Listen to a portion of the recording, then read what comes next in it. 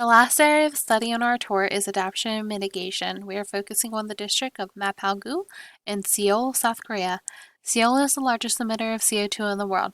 To combat this, districts like Mapo-Gu are using adaptive methods to reduce CO2 levels in the surrounding atmosphere. 53% of the district area is taken up by residences and high-rise apartment buildings, and another 43% of the area is taken up by green space. This is important as the green space acts as a filtration for the air and provides protection for the Han River that the district sits on. One of the more popular green spaces is Hanul Park, which is one of the 5 parks created in commemoration of the FIFA World Cup hosted in Seoul and was once a landfill, now turned into a beautiful space for environmental filtration.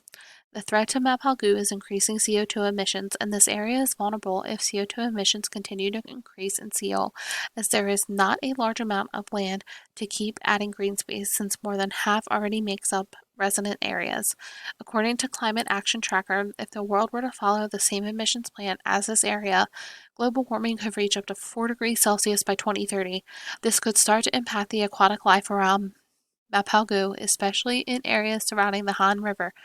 Mapo-Gu and the rest of South Korea are a part of the Paris Climate Agreement. However, their current president is not keeping election promises in their Green New Deal of net zero emissions by 2050.